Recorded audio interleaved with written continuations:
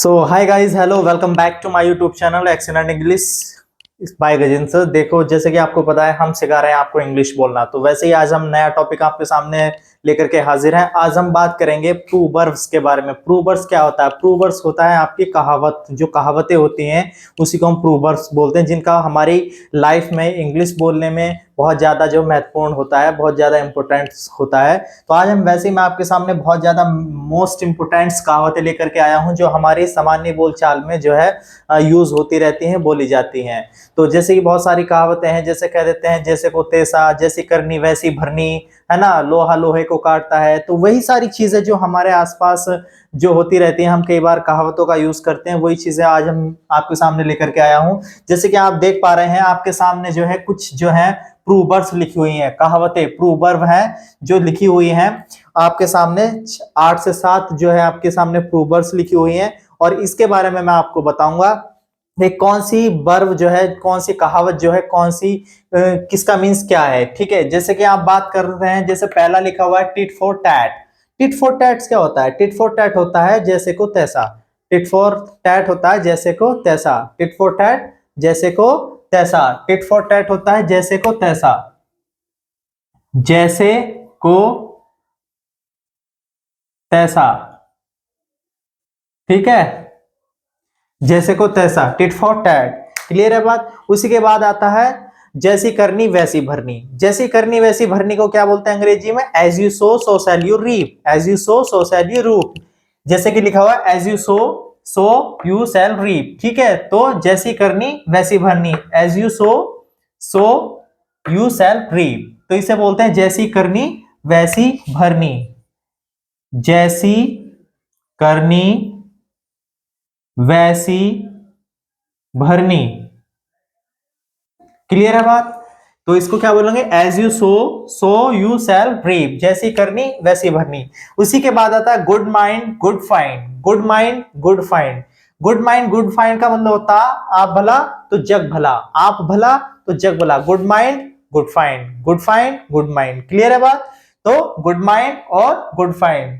Good mind good find का मतलब होता है आप भला तो जग भला। उसी के बाद आता है a drop in the ocean. A drop in the ocean. A drop in the ocean. इसका मतलब होता है ऊंट के मुंह में जीरा।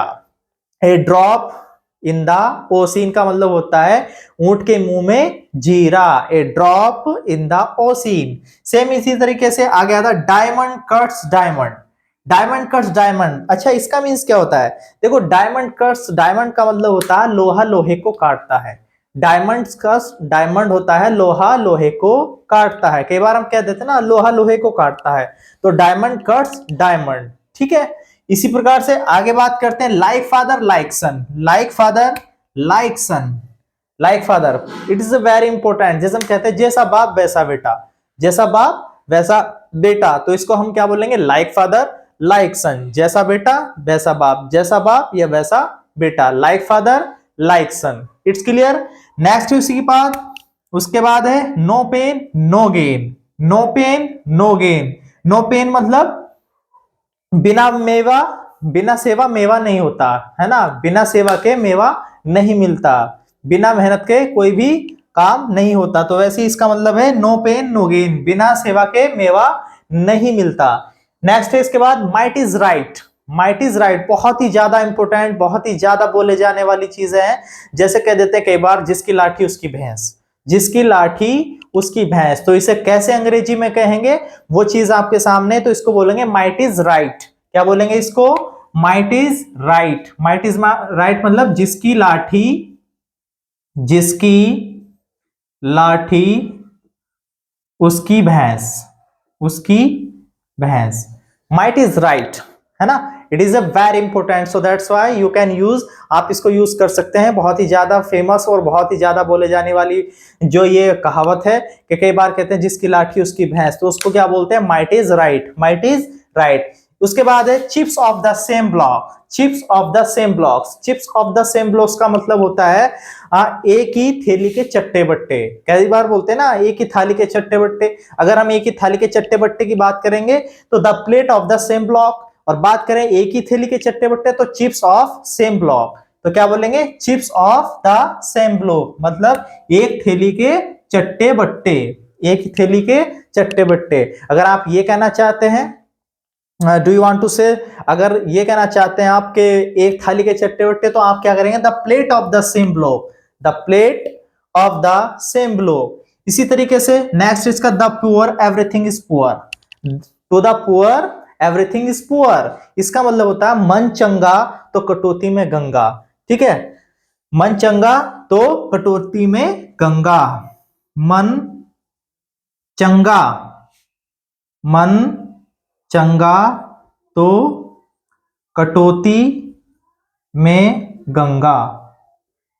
अगर आपका मन साफ है तो सब कुछ साफ है। ठीक है, तो to the poor everything is poor, to the poor everything is poor. ठीक है, उसके बाद है बहुत ही ज्यादा, बहुत ही फेमस जो है, वैसे तो सारी बहुत अच्छी हैं, लेकिन एक लास्ट में the fox turns smock, the fox turns smock, इसका मतलब है कि 70 चूहे खाकर बिल्ली हज को चली। कई बार कह देते हैं ना कि मतलब 70 चूहे खाकर बिल्ली हज को चली, तो उसकी ये जो इंग्लिश में जो प्रूवर्ब है उसको बोलते हैं द फॉक्स टर्न्स स्मॉक, है ना, 70 चूहे खाकर बिल्ली हज को चली। ठीक है, तो the fox turns smock, it's clear.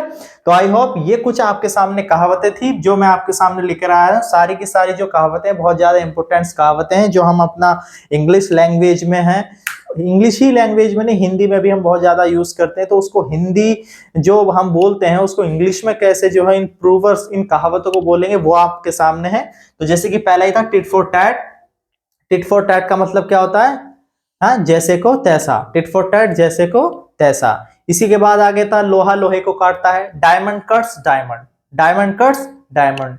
ऐसी आप भला तो जग भला, good mind good find, good mind good find. ठीक, इसी प्रकार से जिसकी लाठी उसकी भैंस, might is right, might is right, जिसकी लाठी उसकी भैंस, माइट इज राइट। ठीक, इसी तरीके से ऊंट के मुंह में जीरा, a drop in the ocean, a drop in the ocean. लोहा लोहे को काटता है, डायमंड कट्स डायमंड। जैसा बाप वैसा बेटा, लाइक फादर लाइक सन। बिना मेवा बिना सेवा मेवा नहीं मिलता, no pain no gain. Same इसी तरीके से माइट इज राइट, जिसकी लाठी उसकी भैंस। और उसके बाद है chips of the same block, chips of the same block मतलब एक ही थैली के चट्टे बट्टे। To the poor everything is poor, मन चंगा तो कटौती में गंगा। नेक्स्ट इसका द फॉक्स टर्न्स स्मॉक, मतलब एक बिल्ली 70 चूहे खाकर हज को चली। तो आई होप इसी तरीके से सेकंड था आपका as you sow so you shall reap, तो इसका मतलब था जैसी करनी वैसी भरनी। आई होप ये क्लास आपको पसंद आई होगी। आज की हमारी क्लास थी प्रोवर्ब्स मतलब कहावतें, अंग्रेजी में कैसे जो है हम कहावतों को बोलते हैं, ये आज का हमारा टॉपिक था। आई होप ये जो क्लास आपको पसंद आई होगी, और अगर आपको पसंद आई है, अच्छी लगी है, तो आप इसको फिर से देखिएगा और आप इन चीजों को नोटिस करिएगा और याद करिएगा। ठीक है, thanks for my video watching me, then till bye bye.